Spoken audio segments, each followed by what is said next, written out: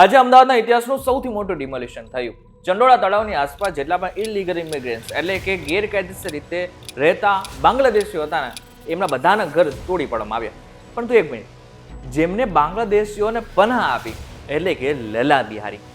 આ લલા બિહારી વિશે કદાચ તમને નહીં ખબર હોય, પરંતુ એમને જ અત્યાર સુધી જેટલા પણ ગેરકાયદેસર રીતે બાંગ્લાદેશીઓ આવતા હતા ને એ બધા જ લોકોને પનાહ આપી હતી, એમને ઘર આપ્યા હતા, પાણી આપ્યું હતું, વીજળી આપી હતી. પરંતુ આ લલા બિહારી વિશે ઘણી બધી એવી માહિતી છે કે જે તમારે જાણવી જરૂરી છે. એટલા માટે થઈને આજનો આ વિડીયો ખાસ જોઈને જોજો. તમને એવી માહિતી મળશે કે જે કદાચ તમે અત્યાર સુધી ક્યાંય સાંભળી નહીં હોય.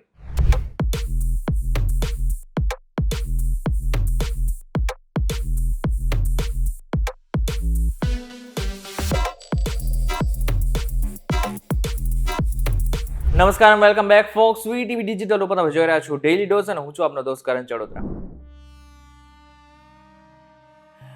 લલા બિહારી એટલે કે લલ્લુભાઈ પઠાણ મૂળે અજમેરનો રહેવાસી, પરંતુ લગભગ 2 દાયકા પહેલા અમદાવાદના ચંડોળા તળાવ પાસે એને રહેવાની શરૂઆત કરી, એ પણ ગેરકાયદેસર રીતે. પછી આસપાસના જેટલા પણ લોકો ગેરકાયદેસર રીતે રહેતા હતા ને એ લોકોને જો ચંડોળા તળાવ પાસે રહેવું હોય ને તો કાચા શેડ્સ બનાવીને એમની પાસેથી ભાડા વસૂલવાની શરૂઆત કરી.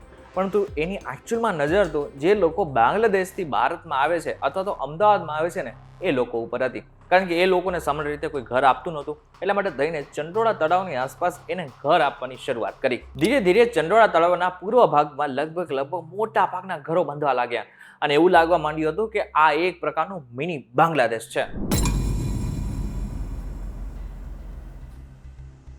લલા બિહારે બાંગ્લાદેશીઓને ઘુસાડવા માટે અથવા તો જે બાંગ્લાદેશીઓ ગેરકાયદેસર રીતે અમદાવાદમાં આવી રહ્યા છે એ બધા જ લોકોને પનાહ આપવા માટે એક આખું પેકેજ તૈયાર કર્યું હતું, જેમાં રહેવા માટે રૂમ, ગોડાઉન, પાર્કિંગ, નકલી ઓળખપત્રો, ખોટા ભાડા કરાર અને નાની મોટી મજૂરી નોકરીઓ.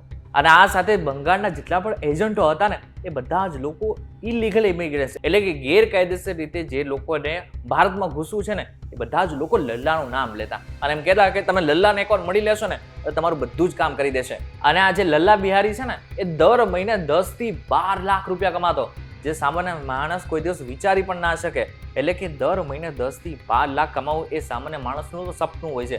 એ આ લલા બિહારી દર મહિને આ નકલી કામ કરીને કરતો. અને તમને જણાવી દઉં કે નકલી ઓળખપત્ર એટલે કે આધાર કાર્ડ, પાન કાર્ડ જેવી વસ્તુ તો કાઢી દેતો અને આની સાથે ભારતીય નાગરિકતા જેવી મહત્વની વસ્તુઓ જેટલી પણ છે એ પણ નકલી બનાવીને આપતો.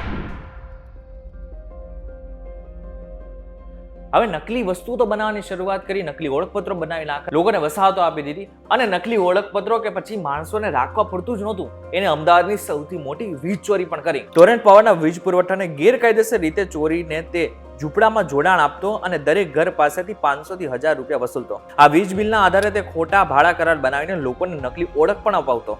આ ગેરકાયદેસર નેટવર્કમાં લલ્લા અને તેનો પુત્ર ફતેહ મોહમ્મદ સહિત 8 વીજ માફિયાઓ સામેલ છે.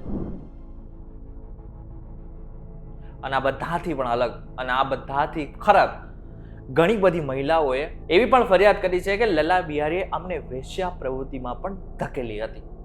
આ સાથે જ મહત્વનું છે કે માત્ર આટલી 1-2 મહિલાઓ નથી, ઘણી મહિલાઓ છે, પરંતુ આજે પણ એ બધી જ મહિલાઓ બહાર આવતા ડરે છે, કારણ કે લલા બિહારીનો ખોફ એટલો બધો વધી ગયો હતો કે કારણ કે એને જ કારણે ઘણી બધી મહિલાઓ તો સામે આવી પણ નથી. અને અંતે અત્યારે હાલ ચંડોળા વિસ્તારની આસપાસ જેટલા પણ લોકો ગેરકાયદેસર રહેતા હતા એ બધા જ લોકોના ઘર પાડી નાખવામાં આવે છે. લલા બિહારીનું ઘર પણ પાડી નાખવામાં આવ્યું છે. જોકે એની ઘરની અંદરથી ઘણી બધી બીજી વસ્તુ પણ નીકળી છે કે જે સમજે જેવી પણ છે અને આની સાથે આગળની તપાસમાં એ પણ જાણવા મળશે કે આગળ શું થવાનું છે. પરંતુ બધાની વચ્ચે એક પ્રશ્ન, 2 દાયકાઓથી લલા બિહારી અહીં રહેતો હતો અને લગભગ 1 દાયકાથી એ બાંગ્લાદેશીઓ જે ઘૂસણખોરો હતા એને પનાહ આપતો હતો. અત્યારે હાલ જે ઘટના બની એટલે કે પહેલગામમાં જે ઘટના બની એ બાદ આના પડઘા પડ્યા છે, એ ચોક્કસથી વાત છે. પરંતુ 1 દાયકો વધી ગયો. હવે છે કદાચ પ્રશાસનને ખબર પડી છે કે આ વિસ્તારમાં ગેરકાયદેસર રીતે બાંગ્લાદેશીઓ રહેતા હતા. પ્રશ્ન થાય છે કે ક્યાં સુધી હજુ આવું ચાલતું રહેવાનું હતું? આ ઘટના બની એટલા માટે થઈને આ થયું. હવે બની શકે કે પહેલગામની ઘટના બની એની સાથે CAA નો મુદ્દો પણ હોઈ શકે.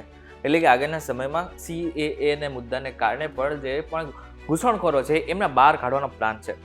હવે જે પણ કાંઈ સરકારે અત્યારે કર્યું છે એ સરાહનીય છે, કારણ કે છેલ્લે અંતે મોડા મળે સરકાર જાગી છે અને જેટલી પણ વસાહતો હતી જે ગેરકાયદેસર રીતે બાંગ્લાદેશીઓ હતા એ બધા જ લોકોને હવે બહાર કાઢવાની શરૂઆત કરી છે. હવે ઘણા બધા વિડીયોઝ આપણી સામે આવ્યા, જેમાં અત્યારે કદાચ હાઈકોર્ટમાં પણ અરજી કરી હતી અને હાઈકોર્ટમાં અરજી કરીને આની ઉપર સ્ટે મૂકવાનું કહ્યું હતું, પરંતુ હાઈકોર્ટે પણ કહ્યું છે કે આ બરાબર થઈ રહ્યું છે, આમાં સ્ટે મૂકવાની જરૂર નથી. એટલા માટે થઈ ડિમોલિશનનો રસ્તો પણ ખુલી ગયો છે. લગભગ 80% જેટલું ડિમોલિશન થઈ ચૂક્યું છે અને આ સાથે હવે આગળના સમયમાં હજુ પણ આગળના સમયમાં અમદાવાદ અથવા તો મહાનગરો જેટલા પણ છે ત્યાં આ પ્રકારની કાર્યવાહી થઈ શકે છે. ત્યારે આ બાબતને તમે કઈ રીતના જોઈ રહ્યા છો અમને જરાક કોમેન્ટ કરીને ચોક્કસથી કહેજો. વિડીયો થકી જો તમને કોઈ ઇન્ફોર્મેશન મળી હોય તો વિડીયો લાઈક અને શેર જરૂરથી કરજો.